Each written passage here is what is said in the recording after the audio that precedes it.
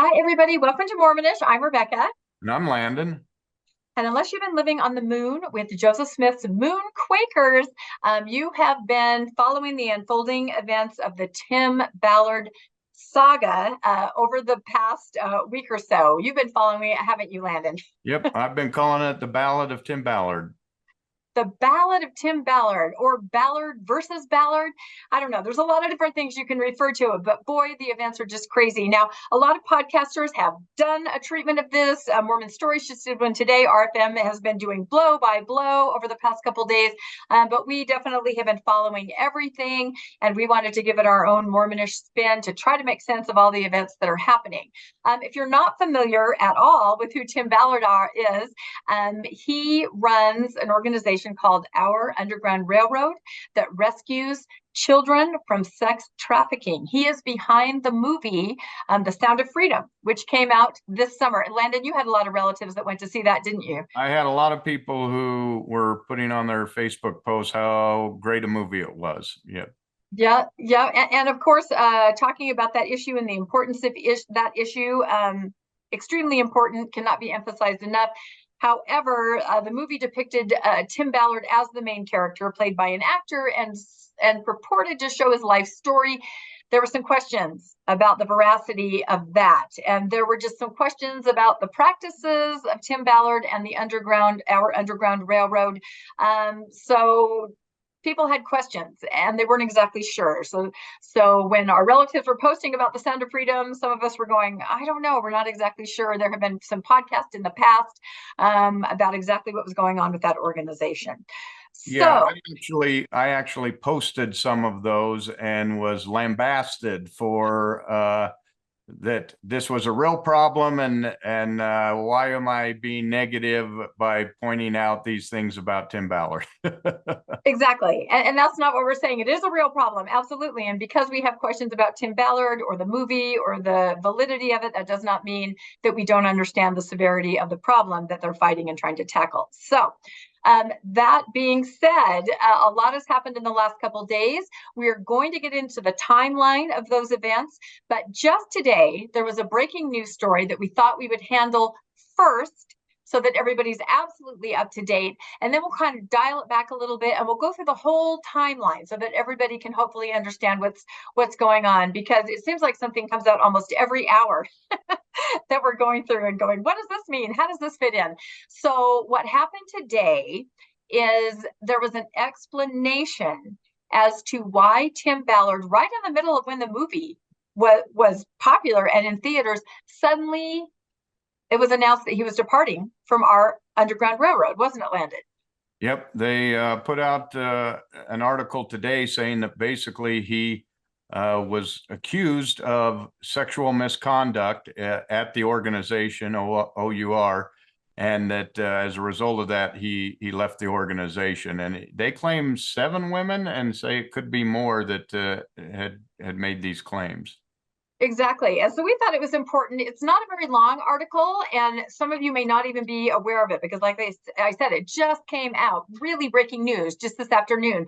So we're going to actually read through that extremely quickly so that you guys can kind of be up to date on this, because nobody was exactly sure. It was sort of mysterious why he stepped away from our Underground Railroad. There were all kinds of, guesses, and people were trying to figure it out. So this article is in Vice magazine.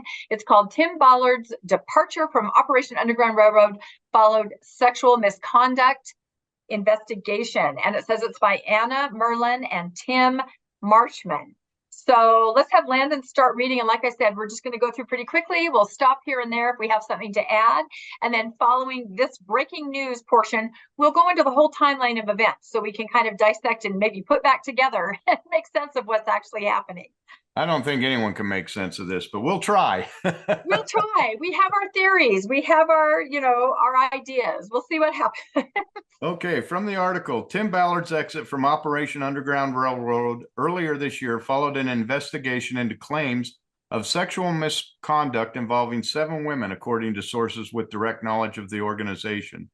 Sources familiar with the situation said that the self-styled anti-slavery activist, who appears to be preparing for a Senate run, invited women to act as his, quote, wife on undercover overseas missions, ostensibly aimed at rescuing victims of sex trafficking.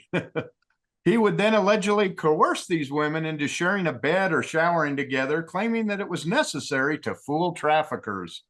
Ballard, who was played by Jim Caviezel in the hit film Sound of Freedom, is said to have sent at least one woman a photo of himself in his underwear, festooned with fake tattoos, and to have asked another how far she was willing to go, in the words of a source, to save children. These sources requested anonymity because they fear retaliation. Boy, you won't see that in the movie, the showering with the undercover wife.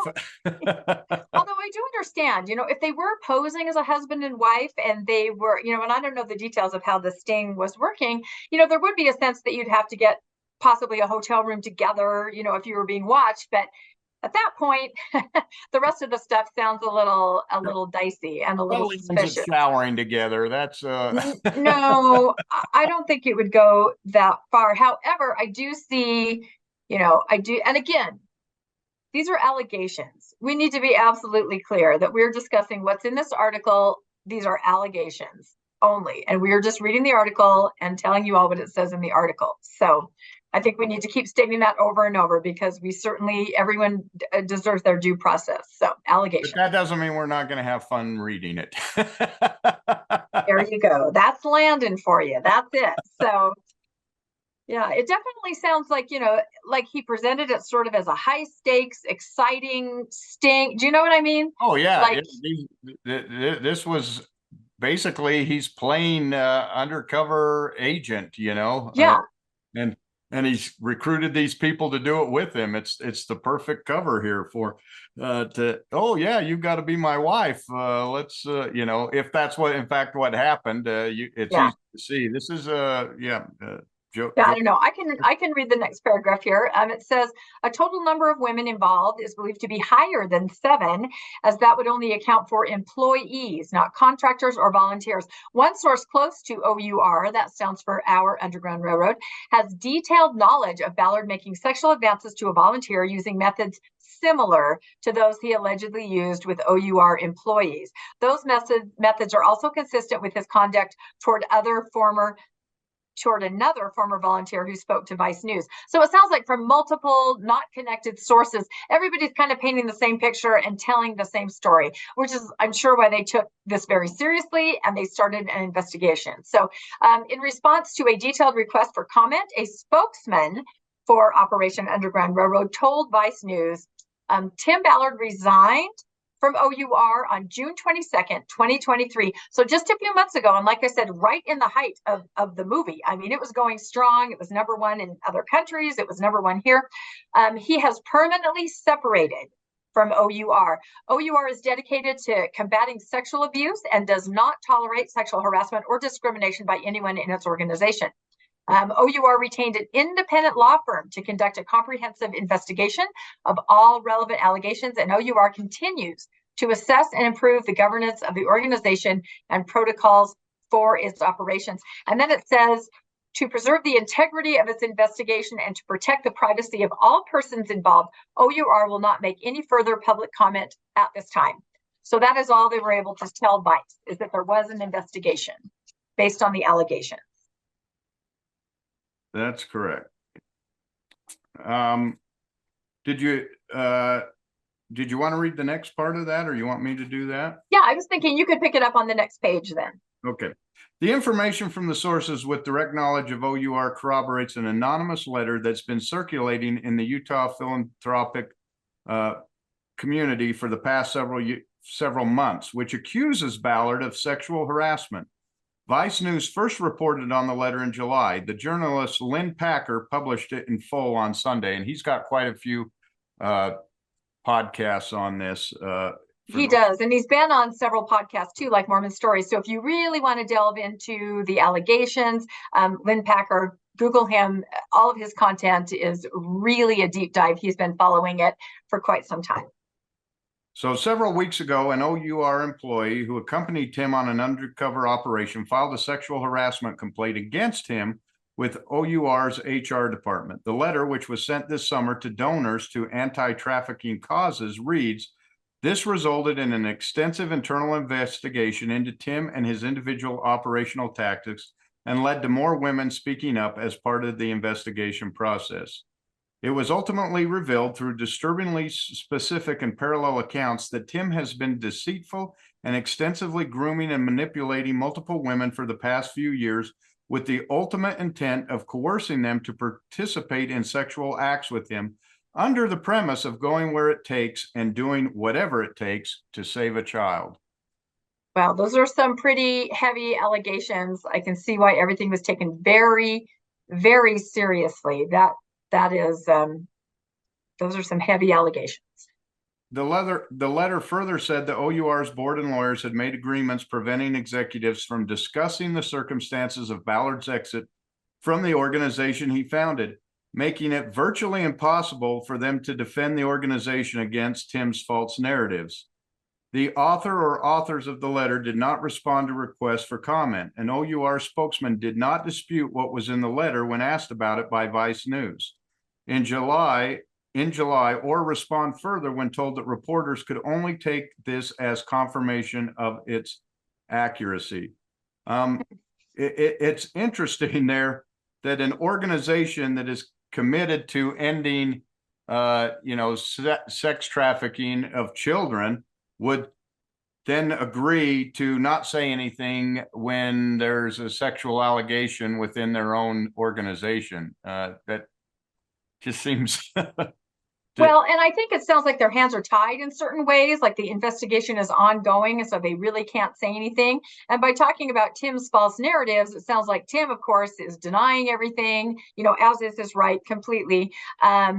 And so they really can't comment back and forth because everything is ongoing, and that leaves Tim to be able to be out there saying this did not happen. I don't believe the investigation is ongoing at this point. This letter was after the investigation had concluded and he'd left the organization. So at that point, I don't see any reason. If you find that there's somebody in there, why wouldn't you then go on to to either prosecute him or to in some other way punish him, or say we're not sweeping this under the rug? That just doesn't seem like the actions of an organization who is there to stop sexual harassment, or not sexual harassment, but sexual trafficking. You'd think they would say, right.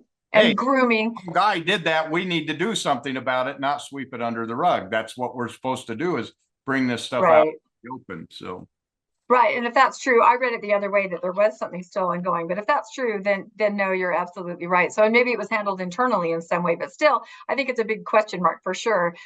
Here, I will read the next part. Women believed to be at the center of the investigation have not responded to requests for comment. This is from Vice, or have declined to comment. People who know them say they fear retaliation and effects that the scandal could have on OUR, as it seeks to move on without Ballard, whom sources say is currently trying to work his way back into the organization.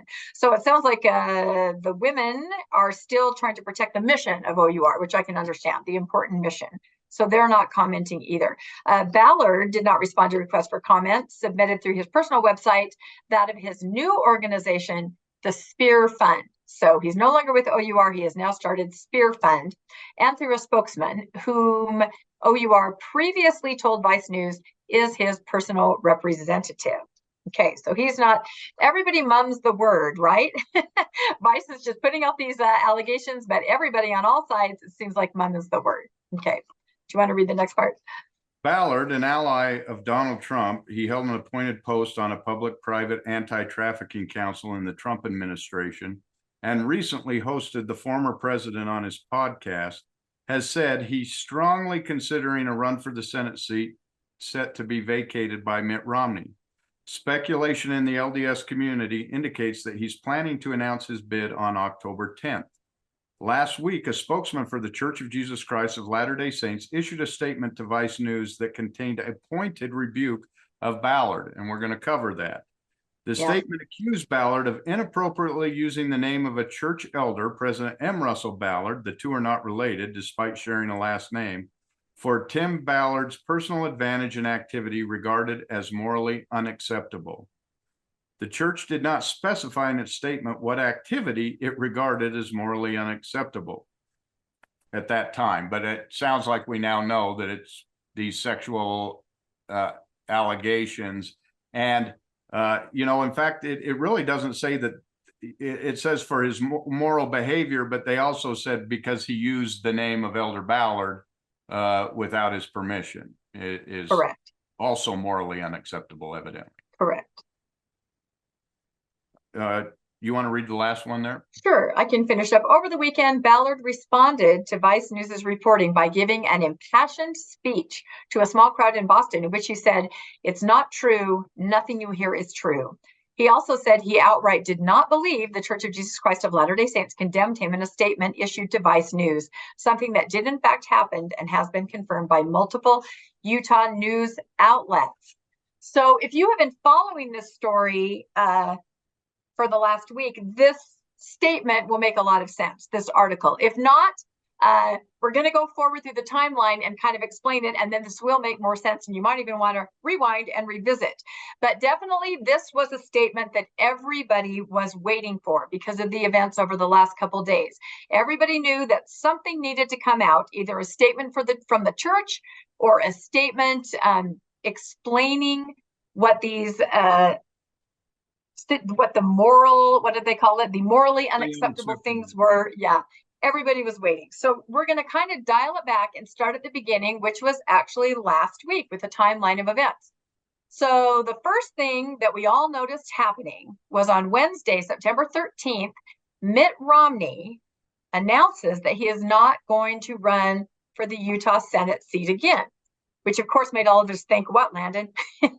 Maybe he might run for president. Yes. He might run for president, so we were kind of gearing up for that, thinking, oh, that'll make for some interesting podcasting for a couple years there as he does that.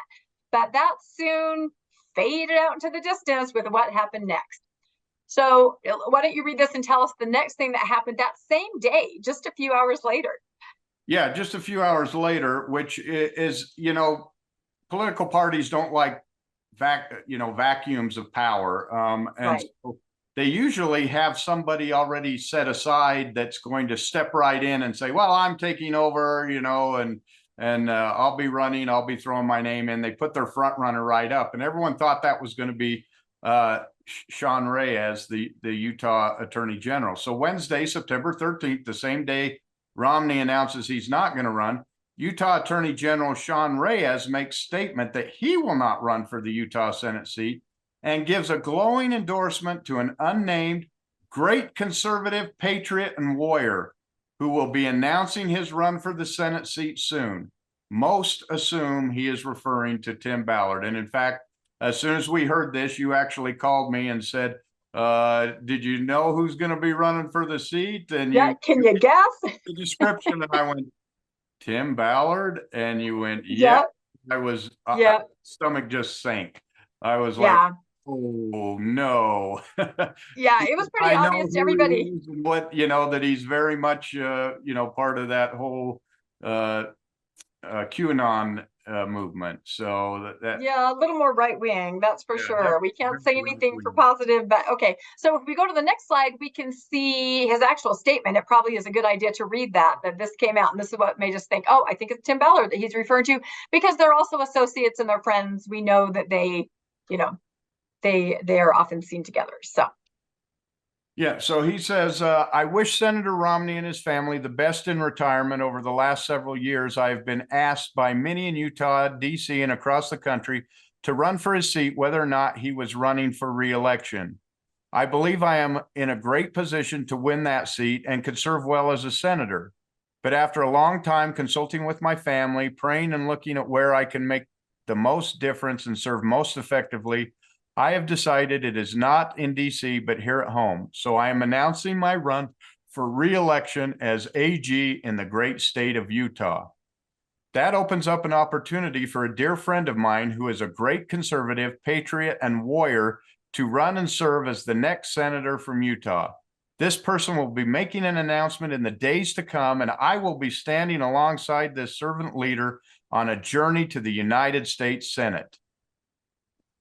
Yep, and all of us right away said, Tim Ballard. Good friends with with Tim Ballard. So I don't think there's any question who it is that he's supporting and who he is that's going to be coming out to run for the Senate.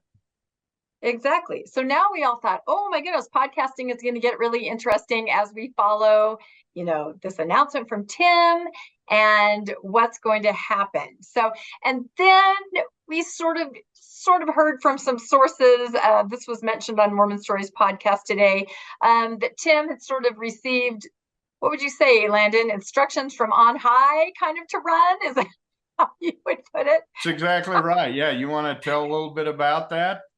Yeah, there was a source that said Tim had reached out to this source and said that actually Christ had let Tim know that he was supposed to run for the Senate. The second coming was going to happen very, very soon. And I guess it was important that Tim run and that he should announce his candidacy on 10/10. So that was an interesting piece of information that all of us in the podcasting world went, oh, okay, now it's going to get really interesting. That is very different. Little did we know it would get even more interesting.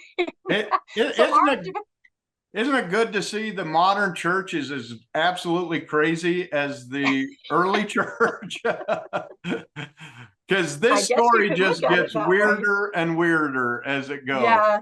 Yeah, it does. And it's funny because in the podcasting world, like I said, we're like, okay, this is what we're going to focus on. Oh, wait, now there's this. Wait a minute. What? I don't even know where this bottomless pit ends. I have no idea. So while we were all kind of mulling that around and how interesting that was, this, celestial calling to run and all this, suddenly on Friday, September 15th, Vice magazine released an explosive article on Tim Ballard, which included a statement from the Director of Media Relations for the LDS Church. The statement condemned Tim Ballard, and it attempts to disassociate the LDS Church and specifically Elder Ballard, M. Russell Ballard, from any involvement with Tim Ballard. And here's the title of the article. It's Mormon Church Denounces Tim Ballard's Morally Unacceptable Activities. That's a pretty charged title right there.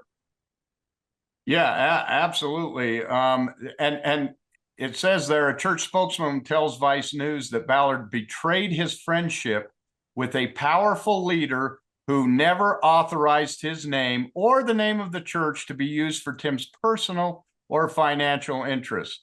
That's an important statement. Keep that in mind because we're going to hit some of those things. But this is just completely unheard of for the church to go right after a guy like this, Tim Ballard, who is beloved by Mormons all over because of this movie.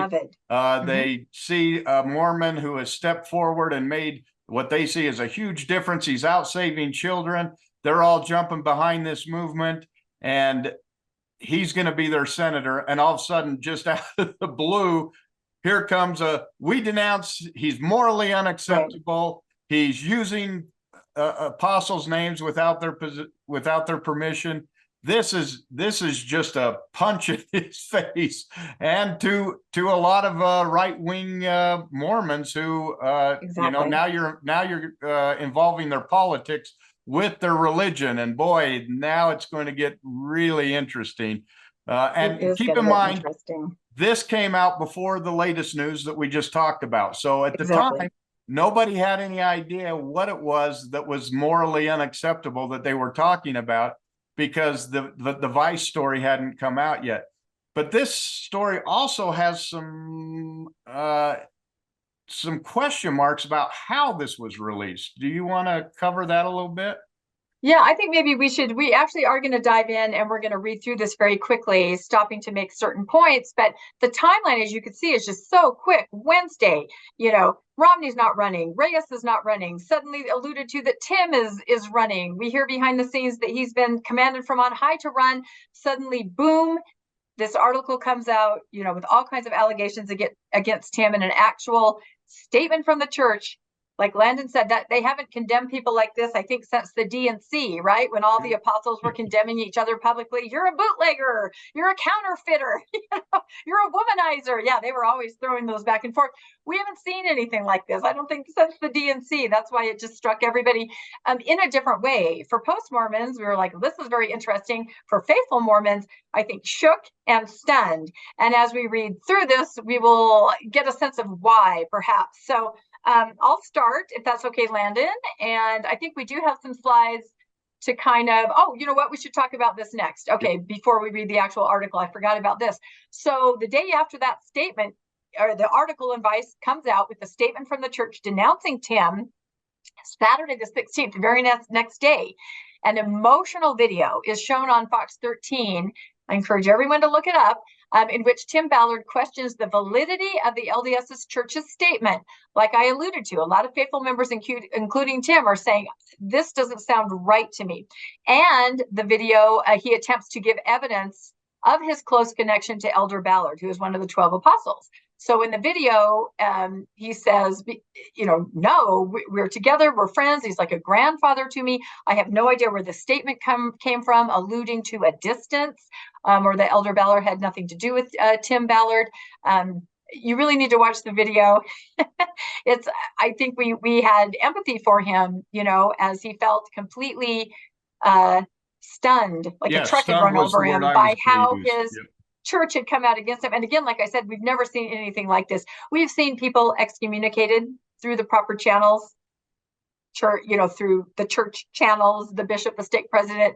I don't think we've ever seen an individual member of the church called out publicly in a statement, through another news source, Vice magazine. So everybody had a whole bunch of questions. Channel 5, none of those are the right channels to tell somebody that no, you've been disowned from your church. No, it has to be Vice magazine. That's where they do. They used to put excommunications in the newspaper back in the day. I've seen some of those. That would just be the headline, and the list of names is who was excommunicated. And I'm old enough to remember when they used to announce it like over the pulpit in priesthood meeting, not in sacrament meeting, but in priesthood. I remember one time when I was a kid, I was from primary trying to go to the bathroom. So I was walking through the back of the chapel and priesthood meeting was happening. And they announced over the pulpit, so-and-so has been excommunicated. It was the dad of one of my friends. I will never forget that. So it used to be very, very public. They don't do that anymore. And again, even that is through church channels. This is not. This is a magazine, right? So this is just unheard of, just why everybody's reeling. A magazine that has had some critical articles about the church. Exactly. Again, why go there? Why isn't this in the church news or the Deseret news? That's some of the stuff we'll talk about here. We will talk about that. And again, you can see why Tim would be very confused. And this video, in a sense, is heartbreaking. You feel for him as a faithful Latter-day Saint. Can't even imagine that his church is treating him like this or doing this to him out of the blue. And so, of course, you go to the place that says, this is not right. There's something wrong here. This isn't even real.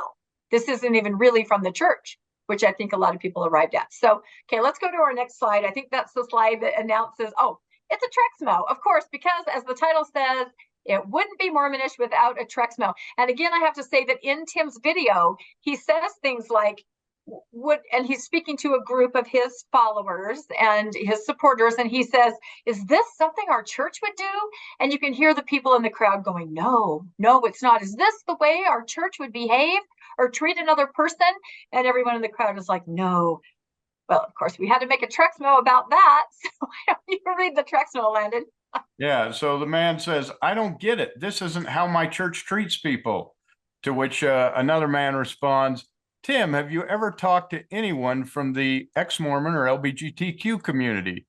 He says, what do you mean? Yeah, exactly. Yeah, because some of the rest of us have had experiences where that is more believable treatment, I think. So, all right. So now we're going to get to the Vice article itself, because I think it is just really important to go through it really quickly and then just, stop on the points that we want to make, because it's almost like you can't make this up. Don't you kind of feel like that, Landon? Like you literally cannot make this up. This is some fun stuff here. It is. So I can start and read the first part. The article that appeared in Vice. Now, this was last Friday. Okay, this is prior to what we read at the beginning of the podcast, because that was breaking news. We wanted to hit that first. So this was last Friday. So it's called Mormon Church Denounces Tim Ballard's Morally Unacceptable Activities. So it says, a church spokesman tells Vice News that Ballard betrayed. Am I starting in the right place, Landon? Yep. Is that what you have? Okay. Yep. A church spokesman tells Vice News that Ballard betrayed his friendship with a powerful leader who never authorized his name or the name of the church to be used for Tim's personal or financial interests. So that's kind of the subtitle of what's going to happen. So documents obtained by Vice News show anti-trafficking activist Tim Ballard claimed that a revered and powerful figure in the Church of Jesus Christ of Latter-day Saints played a secret central role in Operation Underground Railroad, or OUR, the organization Ballard founded. Insiders who spoke to federal and local investigators as part of a since closed, okay, Landon is correct, since closed, criminal inquiry described Ballard claiming that OUR and his personal business ventures were backed by the senior member of the church's second highest leadership body and part of a larger mission to use, and this is important, part of a larger mission to use the anti-trafficking cause to bring Americans to the Mormon faith, or in his words, lead them to the covenant. Tim is fully convinced that he is supposed to be the Mormon Messiah and lead people back to the church. Read notes from an interview between criminal investigators and a former OUR higher up. What do you think about that? That was the first kind of revelation. What? This is stunning, because what it basically says is this organization was not about saving kids. It was about saving souls. Their mission was to get a lot of publicity, a lot of credit for doing these type of missions to go and save children. But the ultimate intent of this was, according to this investigation, to bring Americans to the Mormon faith. And you see, as a result, they put this big movie out, Sound of Freedom, which was a surprise blockbuster, and everyone's talking about it, and it's very Mormon-led, Mormon-centric, and a lot of Christians are hopping on board. Mm-hmm. And Tim Ballard, according to the investigation, Tim Ballard felt like he was a new Messiah whose job it was to bring all Americans into the fold of Mormonism, and he was going to do it through this organization by going out and trying to save sex trafficking kids. But that was just the front cover to actually bringing people to the Mormon church. This is just mind-blowing. It is. So just using, people that are attracted to this organization, they're attracted to the mission, they want to help, which is an absolutely valid thing to do, of course. But then the, behind the scenes concept is that, become more attracted to Mormonism, become brought into the covenant, lead them into the covenant or Mormonism. And Tim was the one to do it. So that right there, first page of the article was a revelation to all of us. We had no idea that was the idea going on behind the scenes. But that to me explains why senior leadership in the church would be on board, would be interested in this, if this really was, sort of the hidden concept behind all of it. So then it says, but now a spokesperson for the church tells Vice News that while the apostle in question, President M. Russell Ballard, was once close to Tim, to whom he is not related, despite their sharing a last name. That part makes it so confusing, doesn't it, Landon? Yeah. It's like, I don't know how to do it. Should we say E. Ballard and T. Ballard? I don't know. Anyway, who he is not related to, despite their sharing a last name, the OUR founder betrayed their friendship through the unauthorized use of President Ballard's name for Tim's personal advantage and activity regarded as morally unacceptable. Okay, and again, that's that phrase. And at this point in this article, everyone's reading it on Friday going, what does that mean? Is it using the name that's morally unacceptable? Is there more? We didn't know. We had no idea until the statement came out today, which we think maybe now addresses that. So do you want to read the next part then, Landon? Yeah. Elder Ballard's relationship with Tim Ballard is, the church spokesman told Vice News, in the past. They did not specify what activity was regarded as morally unacceptable. Tim Ballard did not respond to a detailed request for comment. OUR provided a statement which is reproduced in full below. So this is the statement from Underground Railroad, the organization he founded but has since left. The unusually public denunciation of Tim Ballard is particularly newsworthy at this moment. He left ORU earlier this year following an internal investigation into employee complaints about his conduct at virtually the same moment that Sound of Freedom, a fictionalized version of his purported child rescuing exploits, became a surprise box office hit. He has since begun promoting a new anti-trafficking organization, the Spear Fund. A fictionalized version of his child rescuing exploits. Is that how you remembered Sound of Freedom? Well, I didn't see Sound of Freedom. I chose not to see it. I have a lot of relatives that saw it and posted about it, but I certainly read with interest all the articles where they did a deep dive into documentation around the events and pretty much said this is completely fictionalized. And I think that's what you posted for your family members to see and got a lot of attack back on that. So no, I didn't see it, and you didn't see it either, did you? I didn't see it, but it was purported as based on a true life story. Right.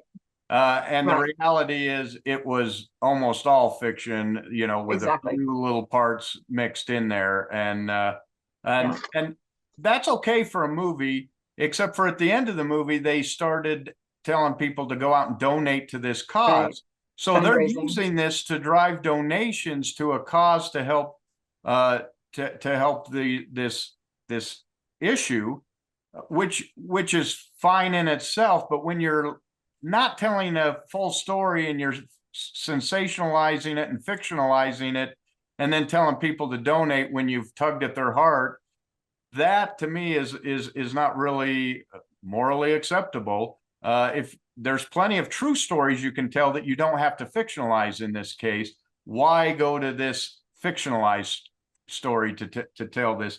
Because it made Tim Ballard was the hero in the movie. Yeah, the main character was based on his life, supposedly based on his life. So that's why you heard Sean Reyes say a hero and a warrior, because he supposedly did all of these things. And so to me, that's disingenuous. It is, and there had been some questions about the practices, you know, although the intent was absolutely important to rescue children, there had been some questions about the practices that were brought up, and we had heard people say there are more legitimate organizations that you can donate to that could help in this arena than this one. But because the movie was so popular, they made it very easy to donate here. So, and I think you even came across family members that said, we don't care if it's fictionalized, the story is important and the cause is important, which I'm not going to argue with that at all. None of us are saying that, but just a lot of mystery and concern perhaps around the organization and true intents, and if it really is doing what it says that it's trying to do. Yeah, the Elizabeth Smart Foundation originally was connected with these guys, and as soon as they realized what was going on, they pulled out. Exactly. That was a big tell for me. Yeah, because I trust them. I think they're a very reputable organization, the Elizabeth Smart Foundation. So yeah, they parted ways very quickly. Yeah, so, which shows you that you know they feared losing credibility being associated with this organization. Okay, so we'll go on. But he has also said by many Utah insiders. I want to make sure I read this all right. Okay, yep. No, that's right. You're right. But he is also said by many Utah insiders to be weighing a run for Senate. Speculation that was given more weight by a recent statement from Sean Reyes, the Utah Attorney General, who's also a longtime friend and supporter. Reyes wrote that he would not be running for Senate, allowing an opportunity for a dear friend of mine who is a great conservative, patriot, and warrior to run and serve as the next senator from Utah.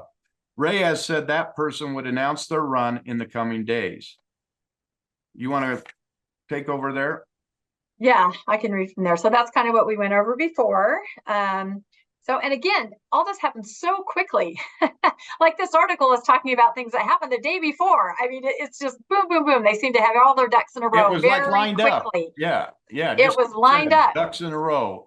Yeah, which looking back at it, we're like, this is very unusual, the way it all just happened with that timeline, just literally within, a 2-day timeline. So the article goes on to say the documents obtained by Vice News through a public records request are from a now closed criminal investigation into OUR conducted jointly by a Utah County attorney and the FBI.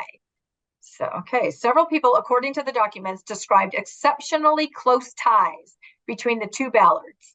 Elder Ballard, who is in his 90s, is the acting president of the Quorum of the 12 Apostles, an extremely senior position within the church, and is viewed by faithful Mormons as a profound spiritual and moral authority.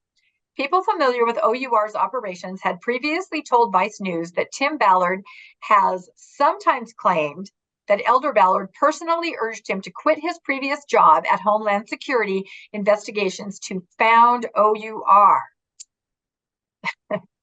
So that's kind of interesting too. So everything we're reading, this insider information, is from a public records request from an investigation, a prior investigation into OUR that's now been closed.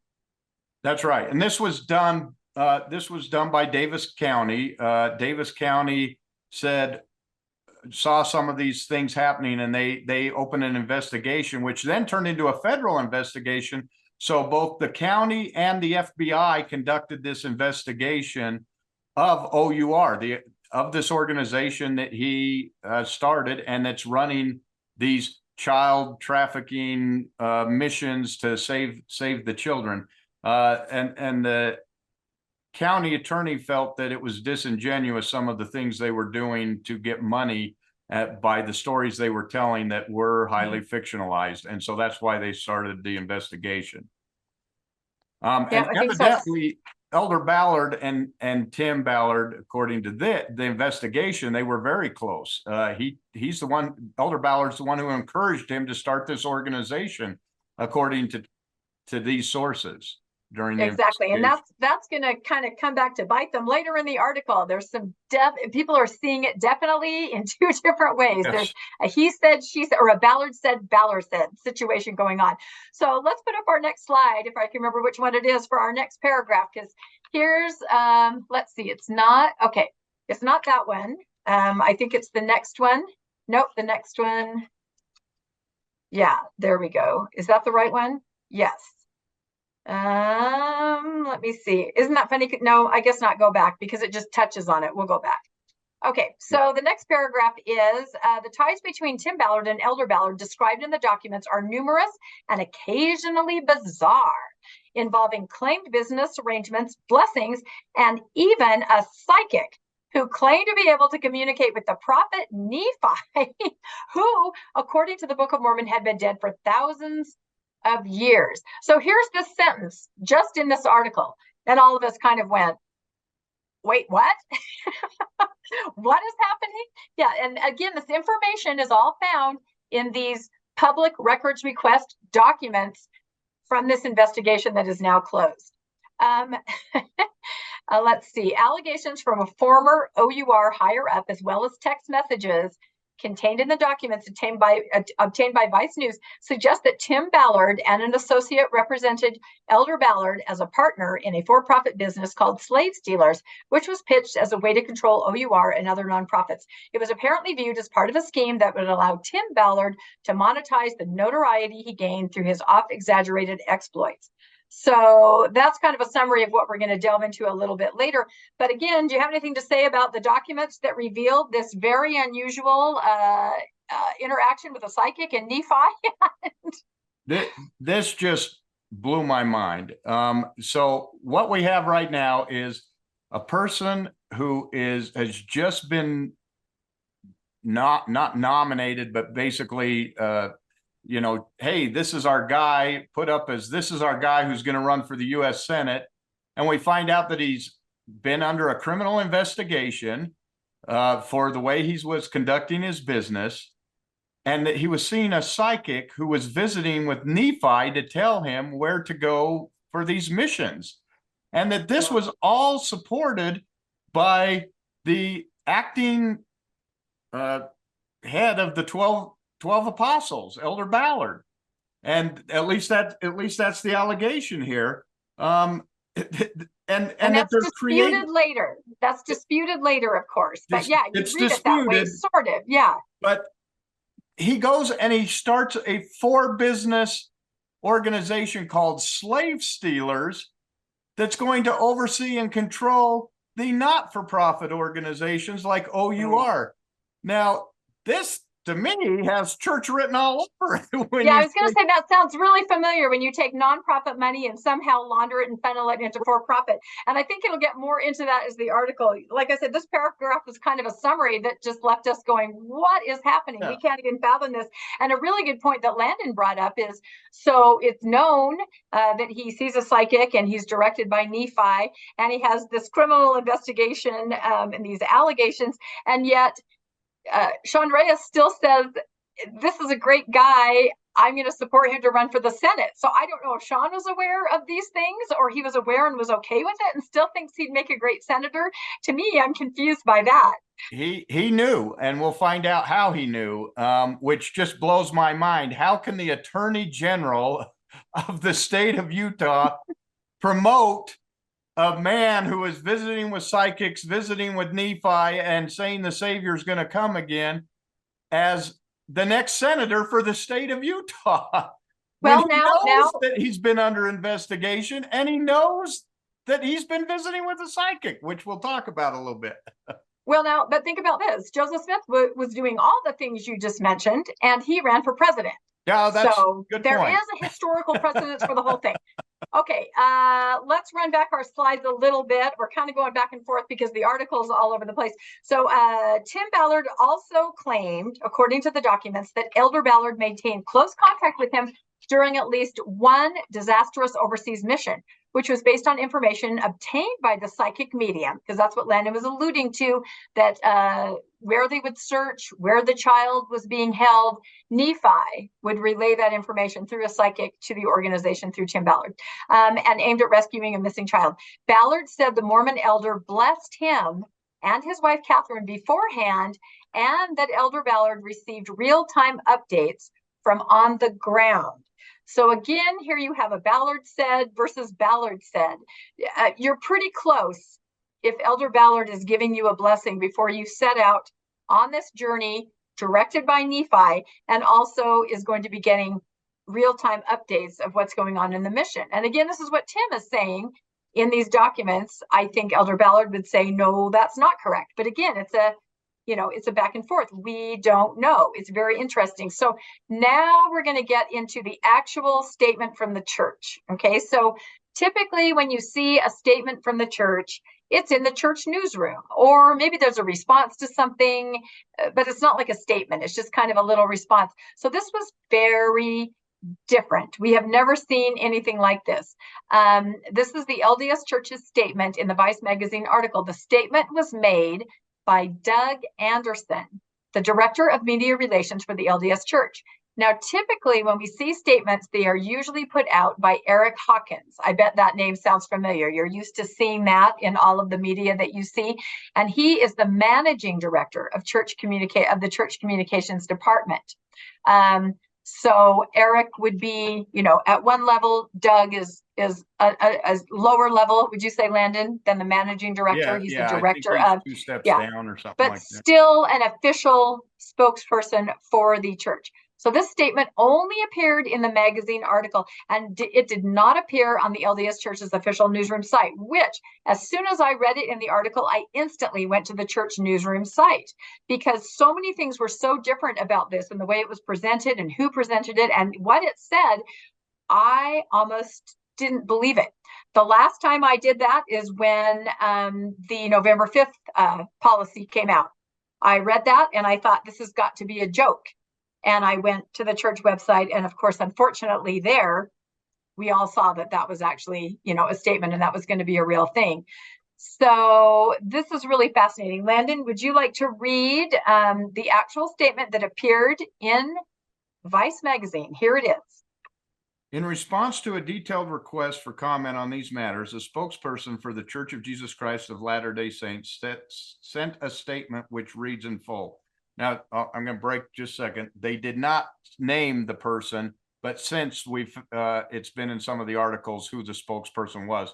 So that was another reason this seemed a little suspicious. Why aren't they saying who the spokesman is for the church? President Ballard, here's the statement. President Ballard and Tim Ballard, no relation, established a friendship a number of years ago. That friendship was built on a shared interest in looking after God's children wherever they are, and without regard to their circumstance. However, that relationship is in the past. For many months, sounds like Wait, stop. Wait, stop. They Wait, stopped. stop. That relationship was in the past for many months, right? For many months. Yep. There's a few months ago. For the last 2 or 3 months, they haven't been talking at all. Although all the morally unacceptable things he's accused of happened long before they weren't friends anymore. Exactly. I'm sorry I stopped you. I just think that's so funny. It reminds me of just shy of your 15th birthday, right? The same We're making it sound like they haven't been friends for right. a time here. It's been at least a few months. It's been forever. Okay, go ahead. For many months, President Ballard has had no contact with the founder of Operation Underground Railroad. The nature of that relationship was always in support of vulnerable children being abused, trafficked, and otherwise neglected. Once it became clear Tim Ballard had betrayed their friendship through the unauthorized use of President Ballard's name for Tim Ballard's personal advantage and activity regarded as morally unacceptable, President Ballard withdrew his association. President Ballard never authorized his name or the name of the church to be used for Tim's personal or financial interests. In addition, the Church of Jesus Christ of Latter-day Saints never endorsed, supported, or represented OUR, Tim Ballard, or any project associated with them. President Ballard loves children all over the world. It has been his mission and life's work to look after them, care for them, and point them to their Savior. So that's the statement that everybody read. And as I said, no one had ever seen anything like that. I mean, it's a condemnation right there in the middle of the article. It says it's coming from the LDS Church. Many people were suspicious or confused because we've never seen anything like that. And also confused by, I kind of pulled out that little part right there where it says, if you can read that, Landon, we were confused about what that even meant.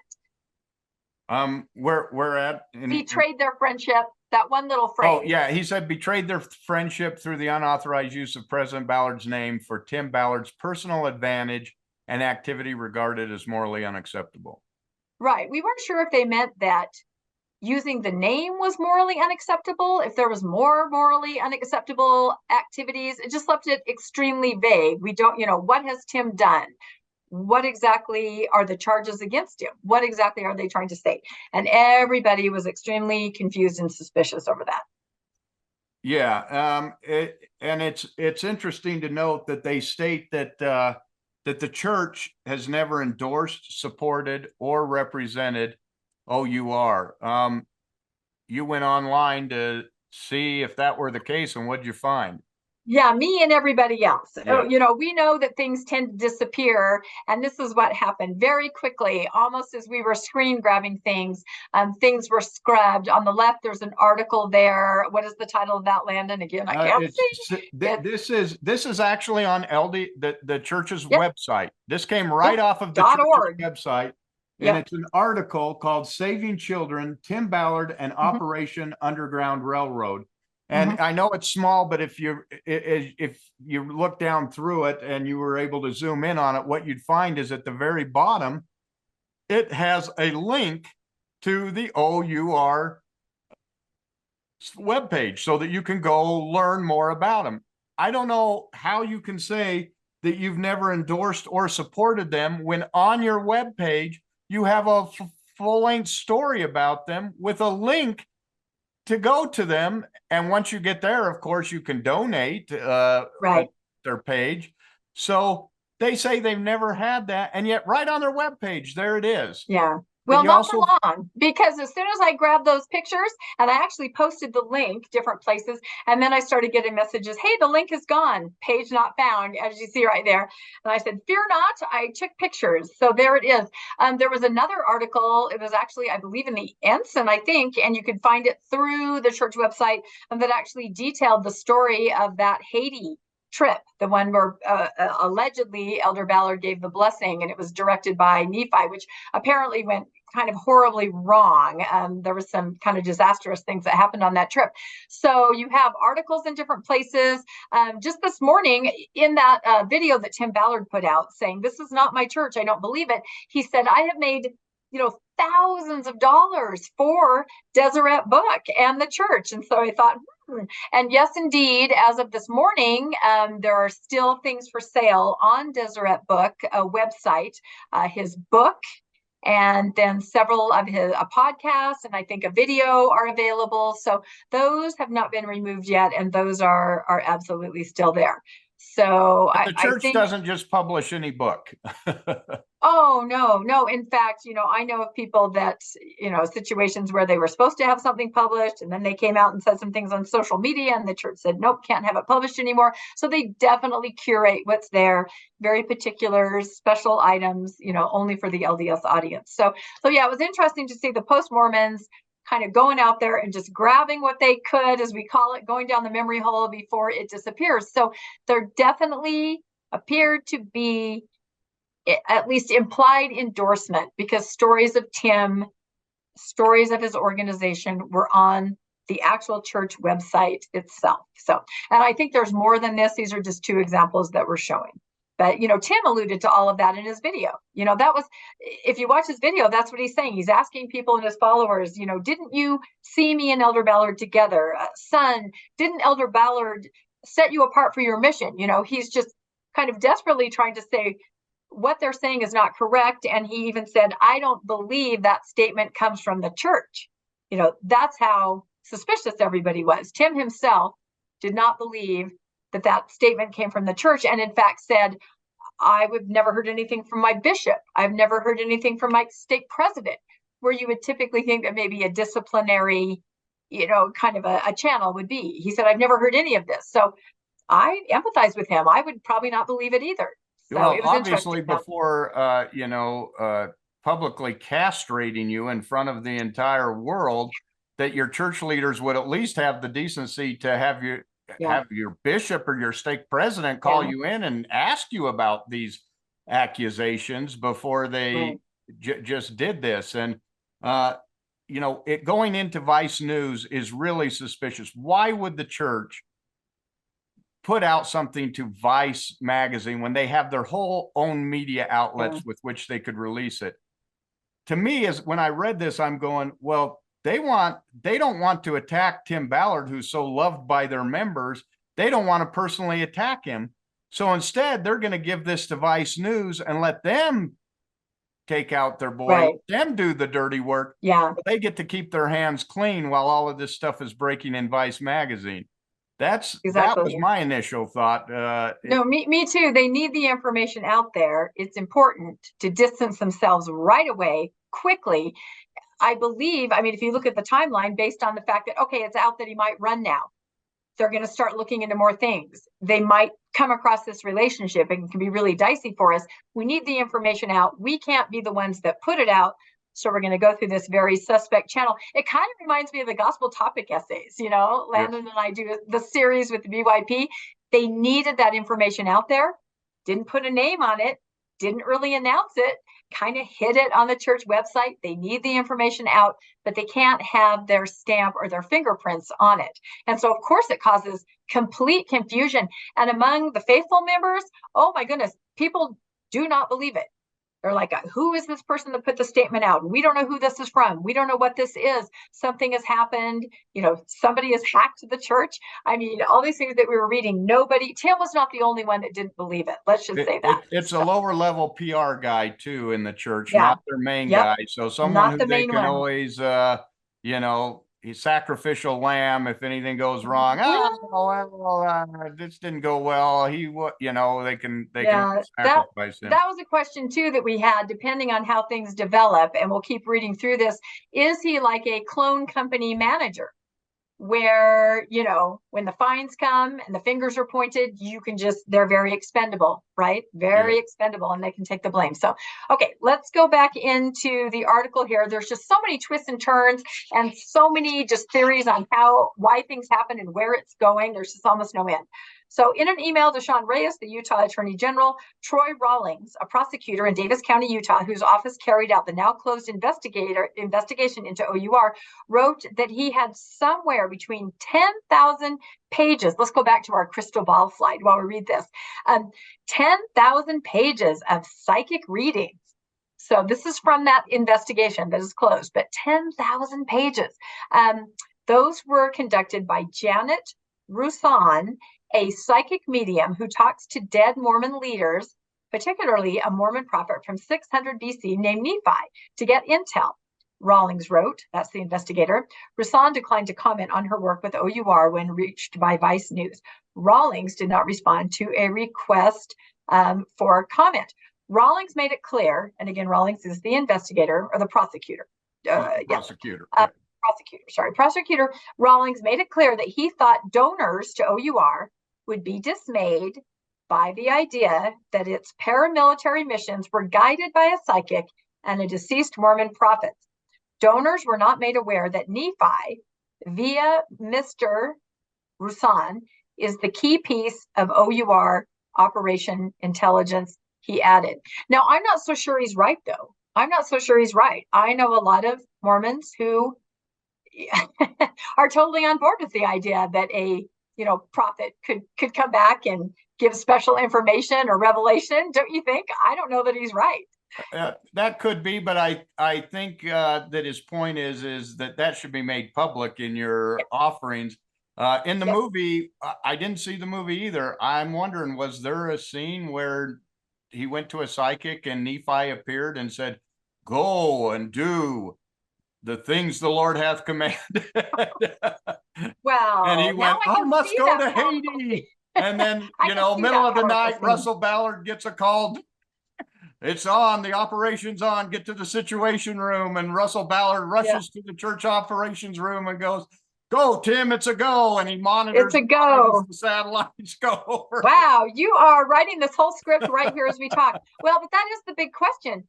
Did Elder Ballard know that this was being directed by Nephi? And that opens up a whole other line of discussion. And I don't think that can be proven in any way. But then again, if you listen to what Tim's saying, he knew blow by blow what was going on. So the next paragraph. But before you go on the next paragraph, this goes deep, because it's not just Elder Ballard. Now we've got Sean Reyes, the Attorney General of the state of Utah. That's who these were sent to, these emails. So Troy, that's true. He the prosecutor, says to the Attorney General, Sean Reyes, who I don't know how Sean Reyes gets to be involved in this investigation when he's best friends with Tim Ballard and financing this operation. But Troy Rawlings sends him 10,000 pages of documents saying this guy says he sees Nephi and is a psychic, and Sean Reyes now supports the man for the U.S. Senate. And he's involved with this organization, and all of a sudden the charges turn into nothing. They don't go anywhere. When the Utah State Attorney General is involved in this, he should have been removed from this whole investigation. He should not have been participating in it. This thing stinks to high heaven, no matter how. No, that is very interesting, because you're right. About 15 minutes ago, I said, could we prove that Sean Reyes knew? But this does. If he read those 10,000 documents, he knew that Tim was influenced by Nephi through a psychic, and yet still thought that this would be a good choice for somebody to run for the Senate. So again, it's twisting my mind into knots. So okay, I'll read this next one, and then you can read the next one. Criminal investigators were interested in the nexus between Roussan, that's the psychic, Tim Ballard, and the church, as we all are interested in that relationship. One document that Vice News obtained is a memo describing an interview between an FBI special agent and a Davis County investigator and a former OUR development director, whom we are not naming at her request. This person, and this is a person from OUR, said she had not heard that Janet, the psychic, was ever vetted or vouched for by the LDS Church. The memo reads, but stated that Tim blurred the lines and would frequently say, "I told Elder Ballard all about it." So again, it's that he said, Ballard said, Tim is saying that he's letting Elder Ballard know every step of the way, and alludes to the fact that he's letting him know about the psychic and Nephi. Of course, the church would want to stay very far away from that. I mean, I think there are two issues here that the church, it would be disastrous if they really got out and got legs. And that's any allegation of, the misconduct, like we read at the beginning. And then also this part, the dead prophets, the psychic, the involvement with apostles being on board with that, both of those things are just disastrous as far as, PR wise for the church, don't you think? But you can see why they'd go right to Vice News and leak this out. And that's what I'm saying, through those channels. Yes, and absolutely. again, we have to think he's running for Utah State Senator. Nobody runs for Utah State Senator until they first have the blessing of the church. Yeah. So that he's seeking the blessing of the church, and they go, oh my gosh. But this records request had to have been submitted weeks, months before. So the timing of this, that Romney says, I'm not running. Reyes says, I'm not running. Tim Ballard steps up and says he's running. And 24 hours later, a news article comes out with all of this information about Tim Ballard. And right after that, the church comes out with their with the allegations. And the next day, the Vice News comes out again with another incriminating that he's involved in sexual harassment. Everybody seemed to know this information. It does seem it seemed really contrived and prepared, like almost just waiting there, to kind of pounce out the article as soon as there was any rumblings that he was going to run, because then everything would become very, very public. Do you think that's an accurate way to look at it? This reminds me of John D. Lee at the Mountain Meadows Massacre. Oh, everything goes back to the Mountain Meadows. There. The church, I'm guessing Vice News reached out to the church to ask for comments on this.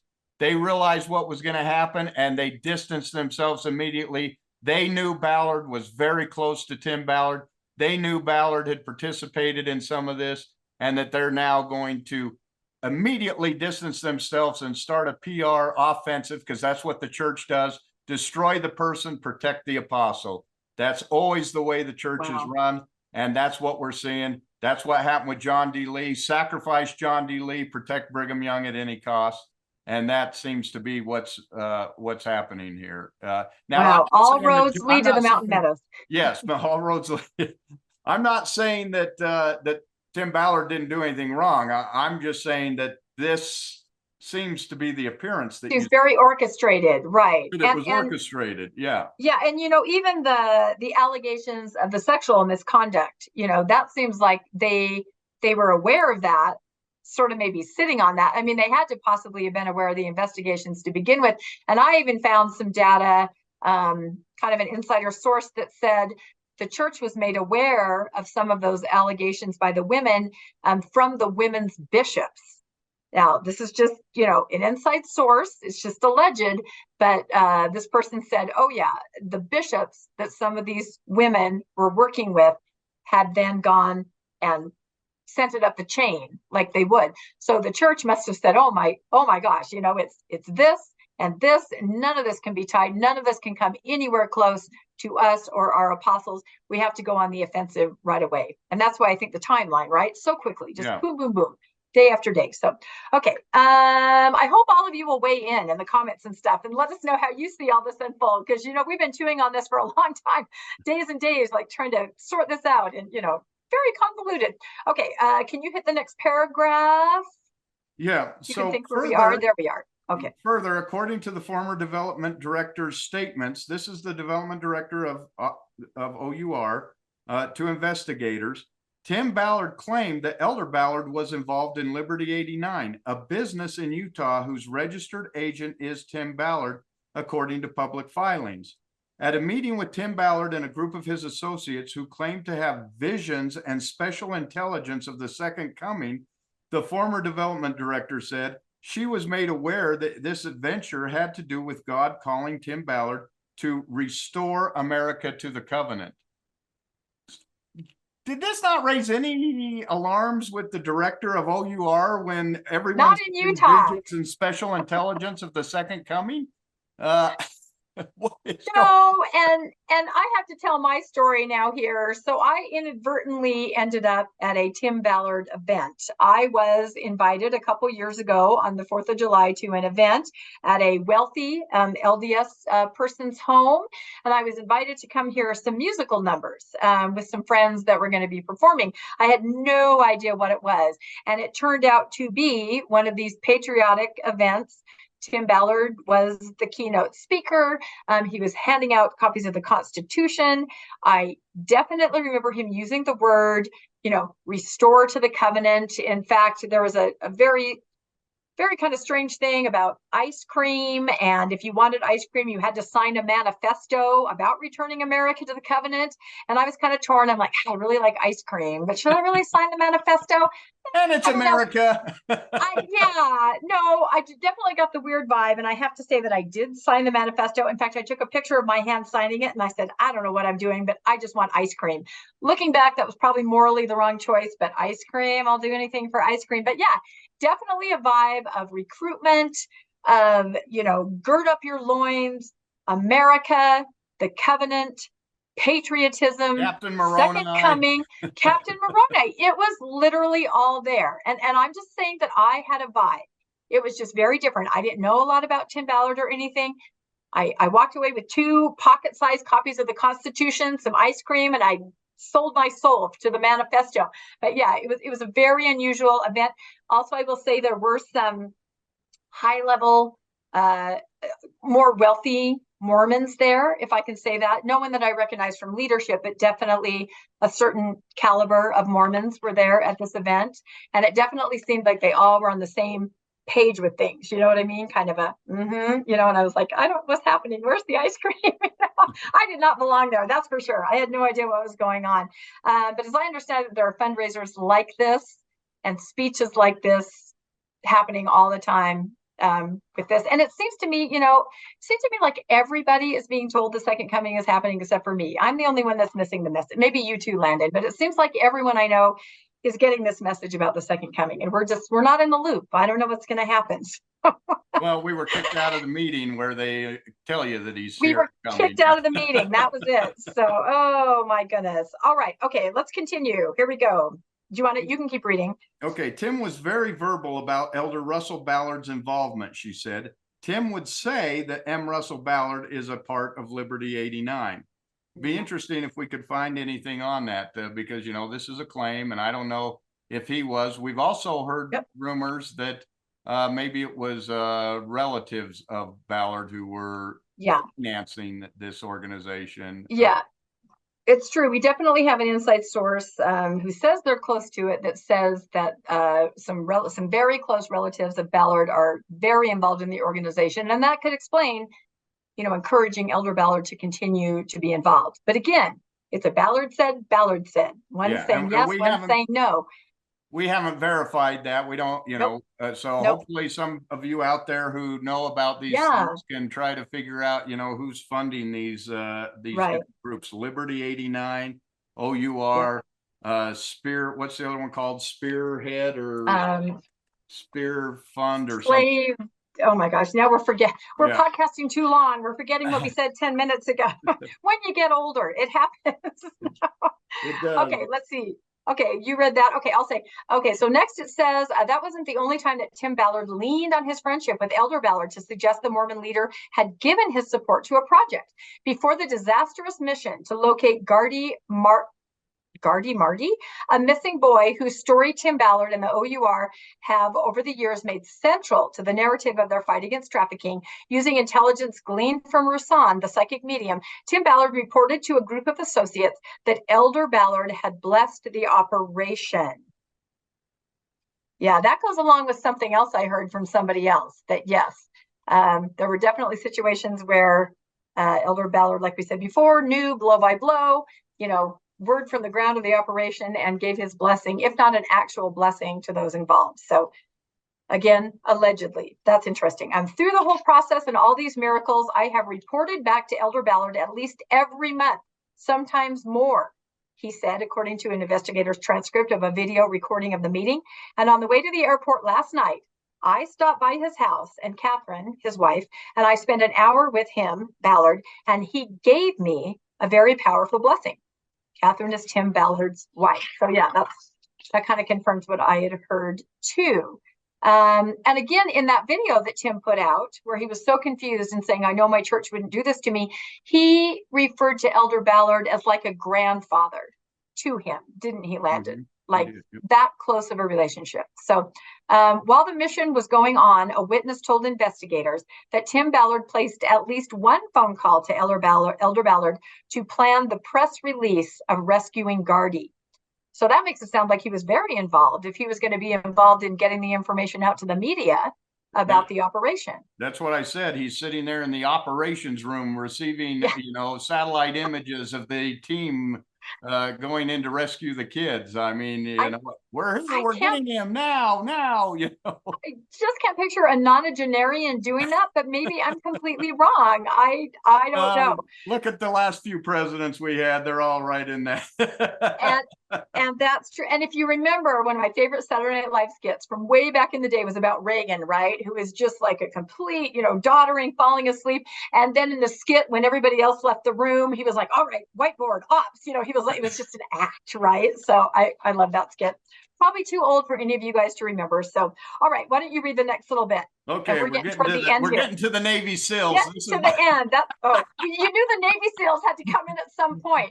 I'm telling you. When the Navy SEALs get involved, you're really getting there. Other former OUR insiders has also gotten an earful from Tim Ballard about his ties to the Mormon power structure. According to one document in October 2020, an FBI special agent named Luke, no last name provided, and Brian Purdy, an investigator for the Davis County Attorney's Office, interviewed Dave Lopez, a former Navy SEAL who previously led the ops team at OUR.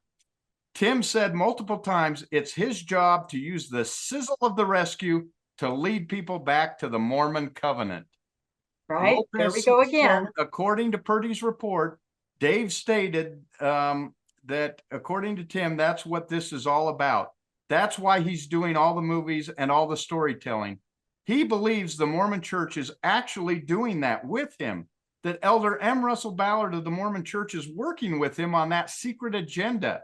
He believes that it's his job to be this famous kind of celebrity that gets everyone's attention, but then in turn leads everyone to Mormonism. Lopez told investigators that Tim Ballard had developed a Masonic view of himself.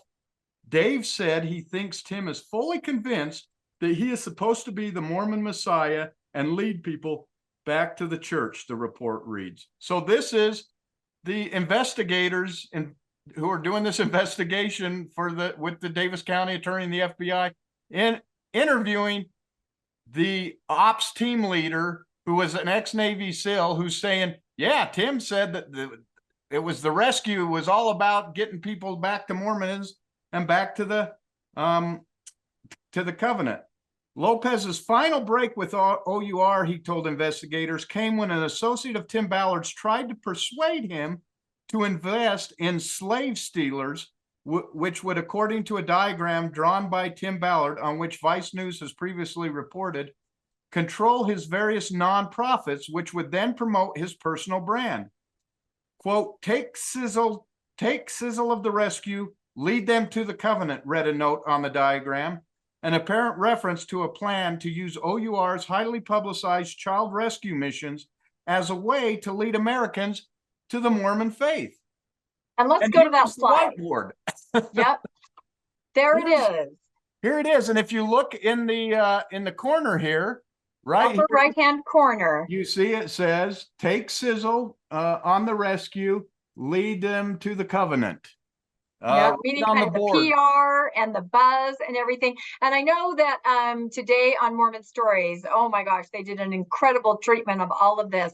And they did have a little more information on this whiteboard in that it was a very clandestine meeting of very high net worth donors. They had to sign like an NDA even to participate in the meeting.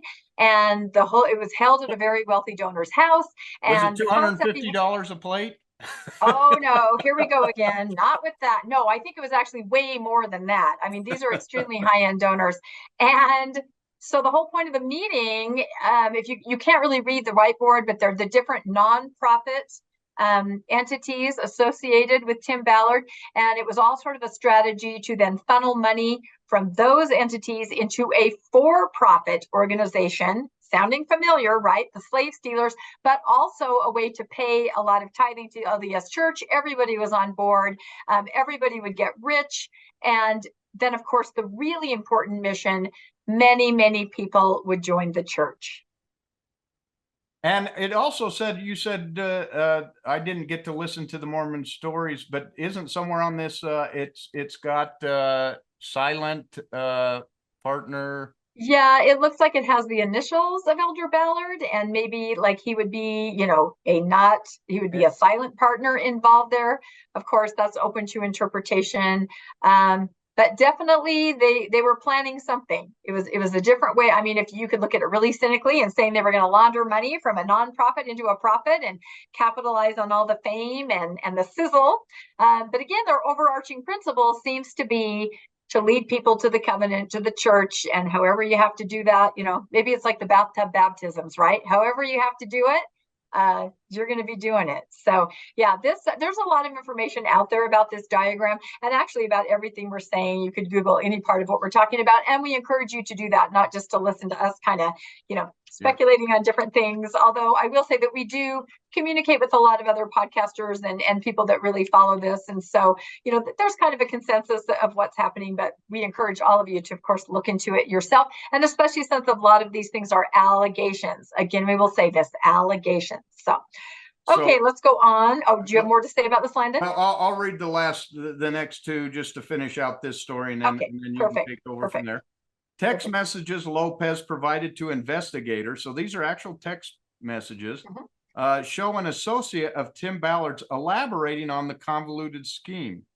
Vice News is not naming the associate because he could not be reached for comment. The text stated that partners, including Elder Ballard, would control a for-profit entity that would have main control of OUR, and proposing to bring together, if necessary, Elder Ballard and a business partner of Lopez's with whom he was planning an island development. I did not read that. This was the first time I'm seeing. It always ends up in an island development. I'm not kidding. It always does. So wow. What else would an apostle be doing than an island development? That's what apostles do, we know. It says slave stealers did not in the end amount to much, nor seemingly did the plan to have it take control of OUR. All right. This just gets more. And these text messages that the investigators saw on this guy's telephone. So was Elder Ballard mentioned in these? Was Elder Ballard become? It could be that they're trying to say Elder Ballard's in it and sending text messages. So that could be the case.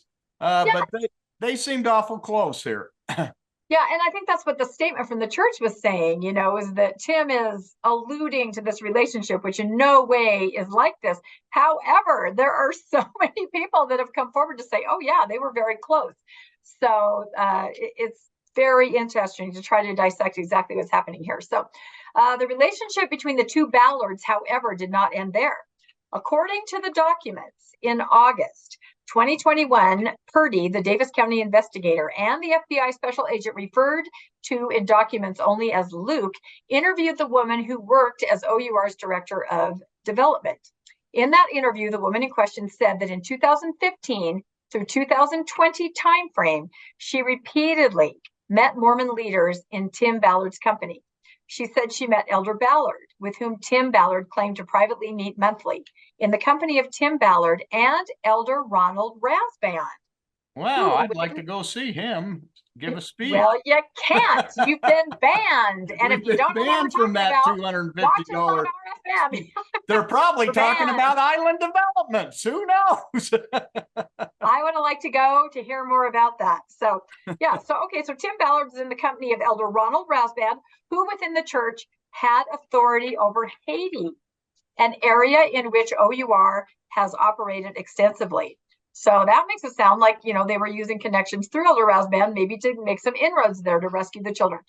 She said had another meeting with both Ballards and one with Rasband, Tim Ballard, and the other OUR higher ups, as well as several meetings with Elder Ballard in the VP area of OUR events. So she's saying that apostles came to the OUR facilities and met and strategized.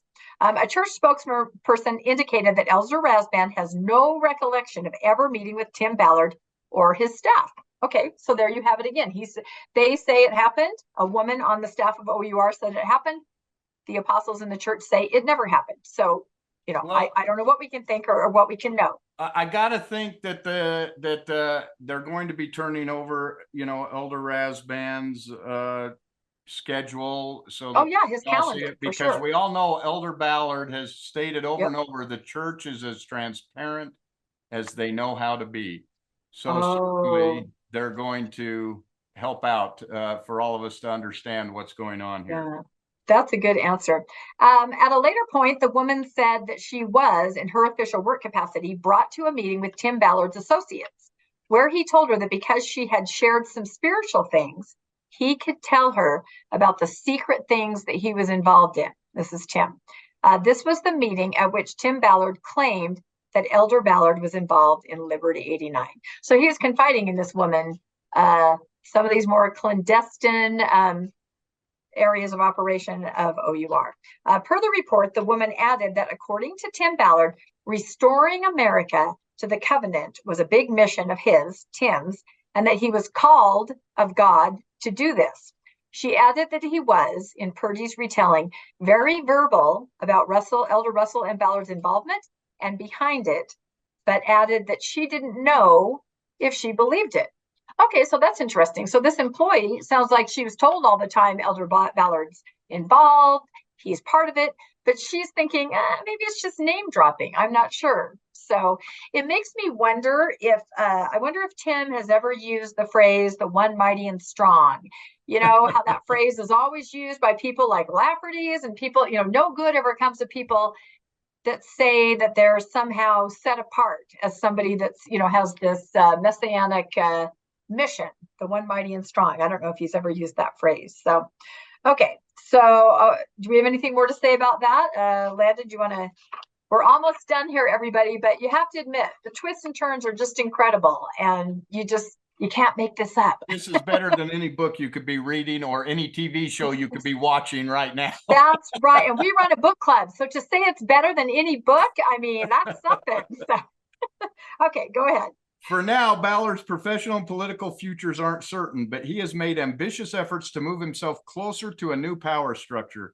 On Wednesday, he testified before the House Foreign Affairs Committee, where he made a highly politicized statement about the Biden administration's role in aiding human trafficking, one which proved immediately popular with right-wing news sites. Say that 3 times.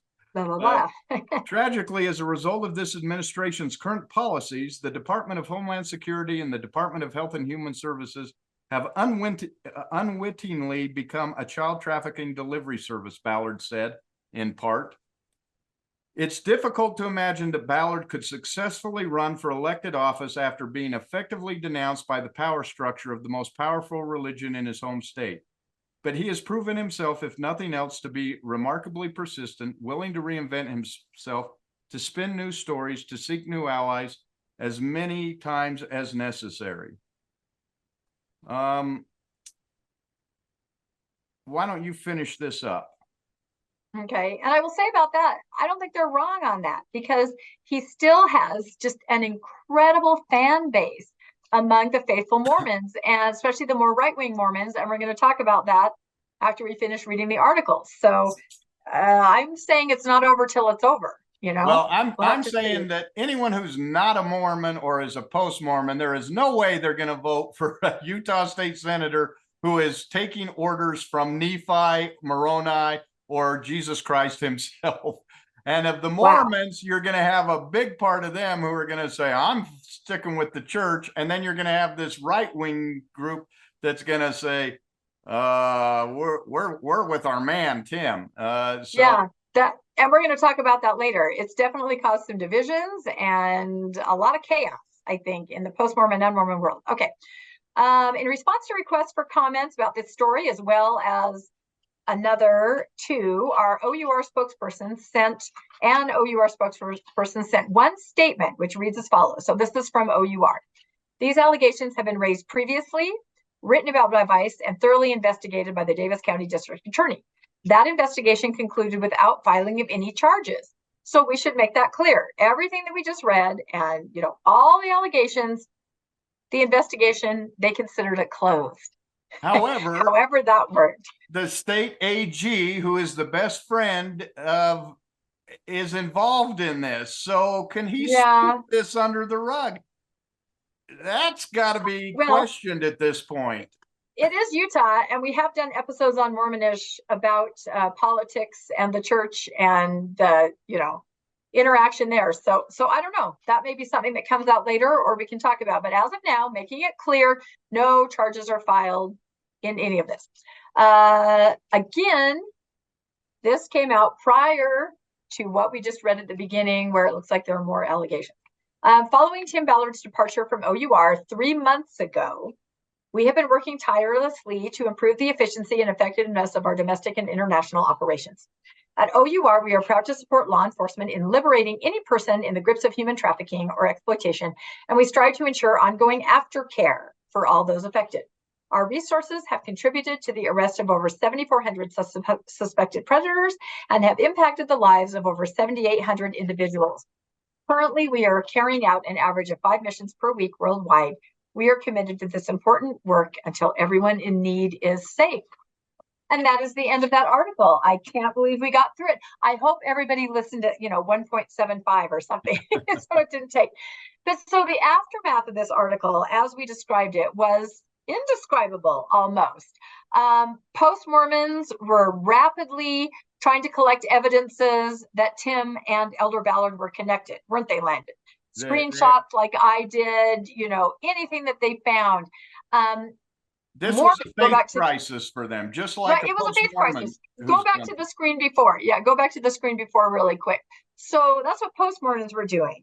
And almost found ourselves in alignment with Tim, who, like in his video, was also collecting evidences that he indeed was very close to Ballard. He was saying to people in his group, didn't I bring him here on this tour? Weren't you set apart by him? He's a grandfather. We were on the same side, Tim and the post-Mormons. So with a faithful Mormon, especially the more right-wing ones, of course, they love their church, the LDS Church, on the one side. They also love Tim Ballard, and they love another person who we're going to talk about in the next slide, Glenn Beck, who is a good friend of Tim Ballard. So that's cognitive dissonance, right? In the past, all of those three things had all been on the same side, very easy, in the same arena. Suddenly a split, right? So what do? We saw a lot of a lot of faithful Mormons saying, that's not a real statement. I don't believe that statement. My church would not make that statement condemning a person that I love and appreciate. Didn't you see that it was a complete, what was your take on it, Landon? I saw it as a total cognitive dissonance there. Yeah. With posts and things they were saying. Sunday night was a meltdown with different people saying, we better find out what this is about, or we're leaving. It was all over. First they said our church would not do this, and they would not believe it. Then a few hours later, after the Vice, it starts coming out in Deseret News. It starts coming out in the Trib. It starts coming out on KSL, everywhere. And then people are like, okay, what? But for a little while there, they did not believe that it was put out by the church. So Glenn Beck, beloved in the LDS, especially right-wing community, he really came out guns blazing, right? The title says, some faithful LDS are expressing extreme displeasure. So his first post was right there in the middle, and he basically tweeted out something. Maybe read the first one. It kind of follows in this vein, but things my church never used to do: effectively excommunicate church members without giving them adequate notice of or an opportunity to respond to accusations. Right. So wow, he goes through this whole list. Again, like that Trexmo. Have you ever talked to the post-Mormon or LGBTQ community? Yeah, so he goes through a whole list of things showing his displeasure. These are things my church would never do. And of course, he's referring to the fact that the church just seemed to do those to his friend Tim Ballard. So then he put out a little bit later another post that's on the left, if you can read that. Many dear close friends are struggling with their faith tonight, feeling betrayed or abandoned. It is a dangerous time for all of us. Please pray for them. Pray that the Lord will direct their footsteps. Let us, Lord, have the courage to do what you ask of us. Right. And these posts are coming out as faithful Mormons are starting to realize our church did put this out. And then, the cognitive dissonance is intense. And we're seeing posts from faithful Mormon apologists saying, if this is true, I'm leaving. I mean, or they better explain, or they better put a statement out, or I'm leaving. Things like that. We also saw statements from people saying this is not true, because I know for a fact that Tim Ballard and Elder Ballard were very close on Mormon stories. Like I said, the earlier broadcast, which I would encourage anyone to watch, they did just an incredible job. They talked about Russell Brunson, who claimed in a video, sort of seemed incredulous. He couldn't believe the church had put this out. He claimed in a video that Elder Ballard had called him and encouraged him to donate or to become involved with OUR. So they're trying to defend Tim because they don't believe, I think, that the church had actually put this statement out at this point. So everything, it's a hot mess. That's all I'll say, right, Landon? So then, interestingly, the two posts that we just read disappeared. And they were replaced today, I think, or maybe last night, I think today, by this other post by Glenn Beck, which is definitely a different tone. Yeah, the Lord is aware of our needs and struggles. He and He alone will serve justice and restore all things to truth. This is His world, not ours. This is His way, and His way is not ours. Have faith. So that's a very different tone, isn't it? It makes me think, if I were a cynical person, that somebody got to him. It's not a terrible thing to say, but the other two are very combative, and sort of going at the church. And now this one is just like, okay, everybody, let's just be peaceful. Let's wait and see. How do you take that? Oh, yeah, somebody got to him. Someone said, you can't say that, Glenn. Yeah, you're too high profile. And he went and said, or maybe they even said, look, tomorrow there's a story coming out about him sexually, right. About his escapades, and you're going to be embarrassed by this. You better. Yeah, you're backing the wrong horse. Yeah, you're backing the wrong horse. And that's what I think. That's when we mentioned at the beginning that everybody was waiting for something to come out. Either something to come out that said, oh, no, the church didn't say this. This was a mistake. Or something to come out to back up why this was said. And so I think maybe you're right. They gave him some insider information and said, pull back, just wait and see. So, we'll never know. I did have somebody reach out to me today who had seen one of my screen grabs, and they said they were working for somebody that was doing a big article and wanted to know where I got it. And so people are definitely very interested in sharing information. So the other thing I thought was really interesting, and we've touched on this, is that the faithful, especially right wing, there was suspicion. And I can attest to this because I kind of go and I data grab off faithful, like Reddit sites, and lots of comments, people just confused, but suspicious, not trusting. So first of all, there was suspicion about Doug Anderson, the person who made the statement. Who is this person? We've never heard of him. This can't be a real statement. There was suspicion that the statement was not really from the church. We've talked about that before because it was released in such a strange way and not through the regular channels. In fact, I even saw people that would not believe it until it was in the Deseret News. Some people would say, no, look, it's on KSL, it's in the Trib. That doesn't matter. Until it's in the Deseret News, it's not real. So definitely people trying to say, nope, this can't be what's really happening. And then even more conspiratorial, there are rumblings that some people think that there's sort of a left-wing faction within the church, maybe a little shadow group that has an ulterior agenda, and that they could have been behind the statement. So in other words, conspiracy theories are flying off the shelf. They absolutely are. Yep. And they don't know what to do with these. This is just, if it wasn't such a serious subject, that's the hard part, is it's a serious subject. I know. But boy, it goes right back to how the church has always behaved. It's an insight into how Yep. These people always worked. I was just looking through here, the one statement I read here, they're trying to distance Elder Ballard as quickly as they can Backpedal from this whole mess. Yeah, they're backpedaling. And how do they do it? They say President Ballard loves children all over the world. If you were using these exploited children to rescue them so that you could promote the Mormon faith and get people on the covenant path, you just exploited those children again. Yeah. They're being exploited twice, once for sex and once for religion. How horrible is that to think and to say that President Ballard loves children all over the world? It has been his mission and life's work to look after them, care for them, and point them to their Savior. Okay, first off, he was an automobile dealership. He owned automobile dealerships. I don't know that his life work was to save children, but let's look at what's happened just recently in the church, where we have the Arizona children who the church knew sexual abuse, that they were being sexually abused. He didn't send Tim Ballard down there to do a rescue mission. They kept it quiet. They hushed it up. They have a hotline so that they don't have to tell anyone. What about the Boy Scouts of America? We know what happened there. We know how many of these there were. We just heard the Steed. What's his name? Alan? Is it Alan Steed? Oh, Adam Steed. Adam Steed, who's went to the church, and what happened to him? He was cast out. We see what happened with the child of. She's the grandmother of the child that was murdered. Oh, Bonnie Corden. Yeah, kind of covering up that strange situation where we don't know. Yeah, and her child is reportedly, her grandchild.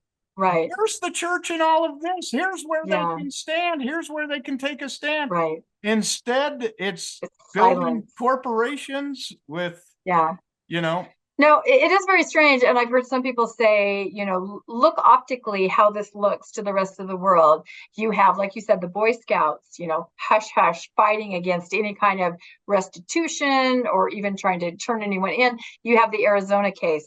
And then you have the church, seeming to support people who are really bad actors there. And then you have them throwing under the bus who the world perceives to be somebody that's absolutely a champion, of human rights and doing what they can against these atrocities. So it tells me that they are absolutely desperate to distance themselves from it. Otherwise, they would look how optically that looks, and also that they knew something would be coming out about Tim, that would kind of justify their opinion, because otherwise it looks terrible what they're doing, throwing him under the bus. So anyway, interesting to see all these and fairly, like notable LDS apologists, like literally coming out and saying, this is ridiculous. I don't believe this. Or, somebody has some splaining to do.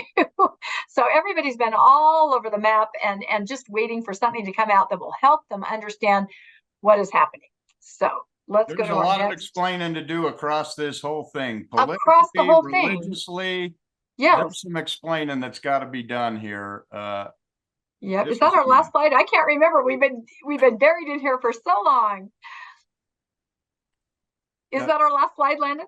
Yes, it is. Oh, it is our last slide. Oh, okay, then it's just back to us. So, all right, so basically all we can say then is that's where it stands now. I'm not even going to try to recap it because I don't think I can, except for to say that now hopefully it makes sense what we read at the beginning. After all that happened throughout the timeline and everyone was waiting to find out, what would happen next? Would there be an explanation for the church publicly condemning Tim Ballard? Would there be an explanation, or would the church dial it back? Some people thought that too.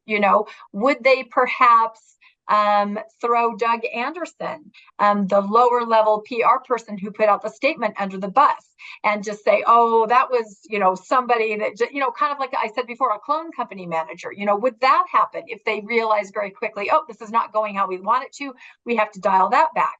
So that didn't happen. What did happen is the statement that we read at the beginning.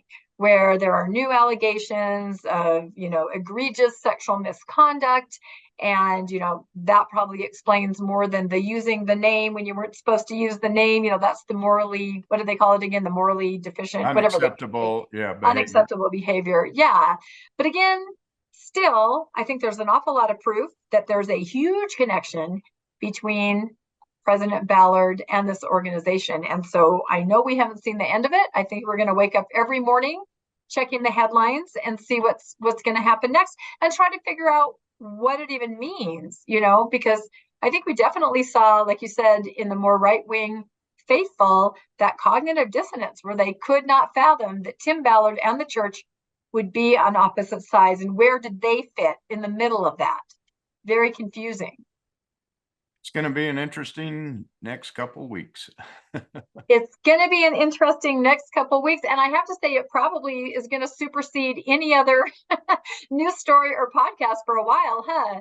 I mean, we had some really interesting podcasts we were going to release this week, but we're like, those are just going to get lost. All anybody wants to know is about this scenario. So we put those on hold for a little while. But anyway, please comment. Please let us know what you're hearing or what your take on it is. I mean, this was just Landon and myself just kind of going through the things and trying to process as we discuss everything, but we certainly don't have answers. I think we have more questions than answers. Don't you think, Landon? Oh, absolutely.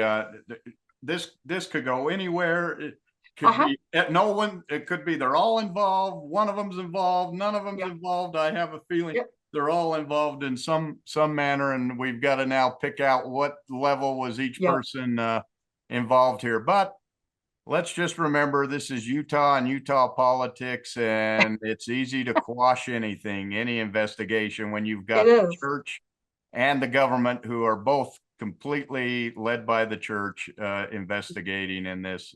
Will it go anywhere? Who knows? I don't know. And again, everything that we talk about is allegedly an allegation. And so all we're doing is reporting the news as it's been reported. But we again want to remind everybody that these are allegations and it's alleged misconduct. So, and we also encourage all of you to go read, go watch. Like I said, excellent podcasts out there, Mormon Stories, RFM. They're doing really good work on all of this just to make sure we all understand what's going on, because it's a really important story. So please comment and let us know what you think. Please like and subscribe to Mormonish. And if you'd like to be made aware of when a new episode comes out, you can hit that notification bell. And also, if you'd like to support us financially, we have links in the show notes to PayPal and Venmo. And we really appreciate those of you that do. It makes a big difference, and we just absolutely appreciate and love our viewers and our listeners.